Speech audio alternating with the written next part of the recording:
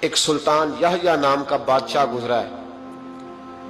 عرب کے کچھ حصوں کا حکمران تھا تو اس کو بڑا شوق تھا لوگوں کو بانٹنے کا.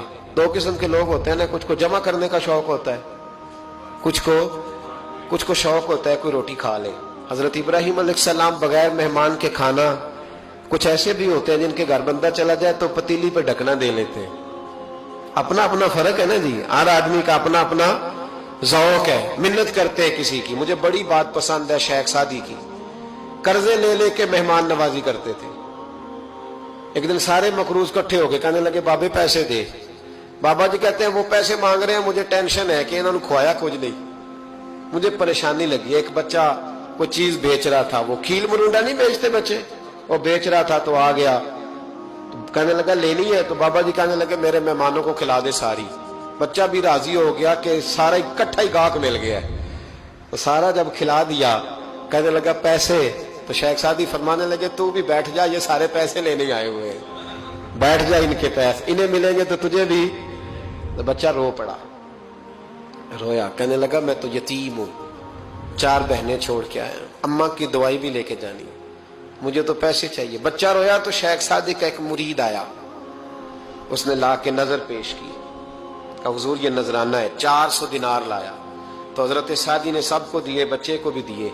سب لوگ چلے گئے تو ان قرض لینے والوں میں سے ایک بندہ سمجھدار تھا, حضرت سعدی کے پاس آ کے کہنے لگا بابا سمجھ نہیں آئی, ہم برسوں سے لینے آ رہے تھے مل نہیں رہے تھے, کتنے مہینوں سے مانگ رہے ہیں نہیں مل رہے تھے, آج فٹافٹ مل گئے. تو شیخ سعدی بزرگ تھے نا, تو بزرگوں والی بات کر گئے, کہنے لگے تم میں رونے والا کوئی نہیں تھا نا, پوری مجلس میں ایک بھی رونے والا ہو تو سب کا کام بن جاتا ہے. رونے والا عاشق دا کم رونا توڑنا, اے بنا رویو نہیں منظوری, بنا رویو نہیں منظوری, تے بنا رویو نہیں منظوری. عاشق سدا ہی روندا رہندا, پاویں وصل ہوئے تے پاواں دوری. کا رونے والا ایک آ گیا ہے تو سب کا کام بن گیا ہے. تو کچھ لوگوں کو شوق ہوتا, بادشاہ کو سلطان یحییٰ عرب کے کچھ حصوں کا بادشاہ تھا, شوق بڑا تھا لوگوں کو کھلانے پلانے کا, بڑا شوقین تھا, بڑا بانٹتا تھا. اور کئی دفعہ معاذ اللہ اس پر فخر بھی کرتا تھا جو نہیں کرتا, تکبر سے بھی کہتا تھا بڑی جائیدادیں آؤ جس نے لینا ہے, تکبر بھی کرتا تھا معاذ اللہ جو نہیں کرنا چاہیے تھا. ایک دن جامع مسجد کے باہر کھڑے ہو کے نا بانٹنے لگا. کوئی فقیر آیا تو ایک مٹھی بھر کے اشرفیاں دے دی, کسی کو سونا دے دیا, کسی کو چاندی دے دی. ایک درویش بابا جی کونے میں بیٹھے ہوئے, اسی کسی دے کچھ بھی نہیں لگ دے, کوئی ضرورت نہیں, کونے میں بیٹھے. آپ یقین کریں, آپ تھوڑا سا رخ ادھر کریں, دنیا پیچھے پیچھے ہو جاتی ہے. اگر آپ پیچھے بھاگیں گے تو آگے دوڑ کے بھاگیں گے. یہ مزاج ہے قوم کا, کسی کا حال پوچھ لیں وہ بگڑ جاتا ہے, کہتا ہے مجھ سے کوئی کام ہوگا تبھی تو پوچھا ہے. اور آپ چپ کر جائیں, خاموش ہو جائے, یہ بھی بڑی مصیبت ہے.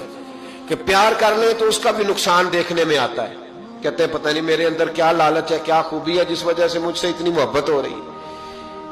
وہ بابا جی کونے میں توجہ ہی نہیں کی. جب توجہ نہ کی تو سلطان کی توجہ خود بخود ہو گئی. سلطان یحییٰ کہنے لگے بابا کوئی قابل توجہ آدمی ہے, سب لوگ لائنوں میں لگے ہوئے بھاگ رہے ہیں, بادشاہ آیا ہے.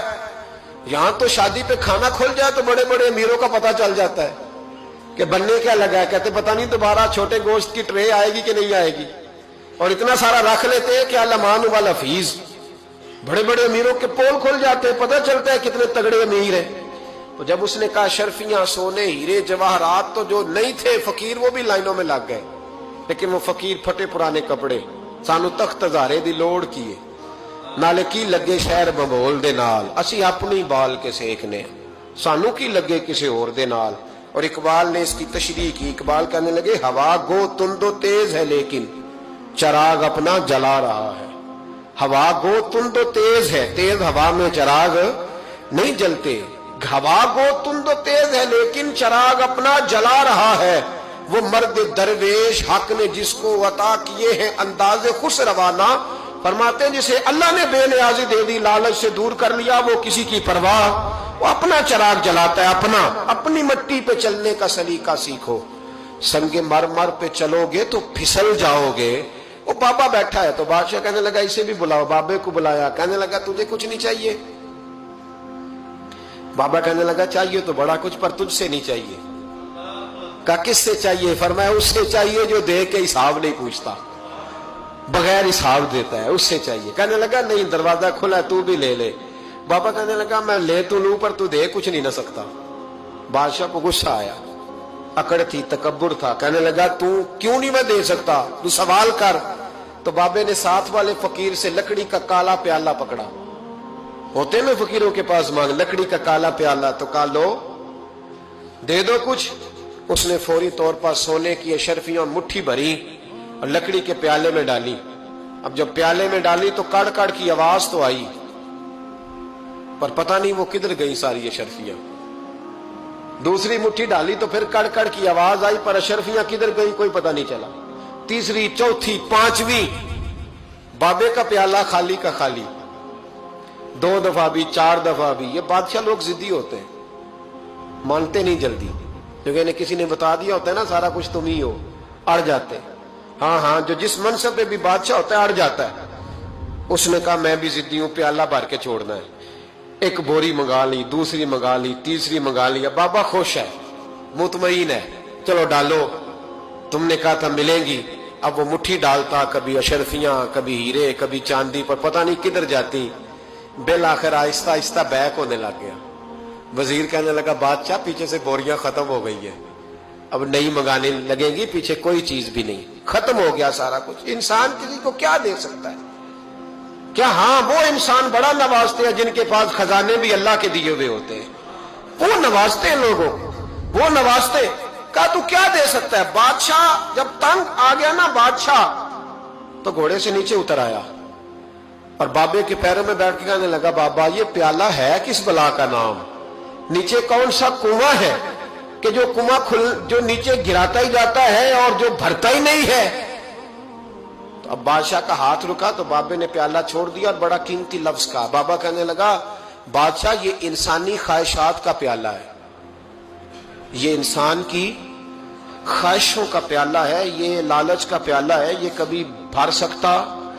इंसान कभी कहता है या अल्लाह अपना मकान दे दे, बड़ा राजी हूं, उसे अपना मिल जाता है, फिर कहता है नहीं सोसाइटी में होना चाहिए। फिर सोसाइटी में अल्लाह देता है तो कहता है 5 मरले का छोटा है। इसके नफ्स का प्याला कभी भरता। नबी पाक अलैहिस्सलाम ने फरमाया था उस ख्वाहिश के पीछे ना लगना जो तुम्हें नई ख्वाहिश में डाल दे।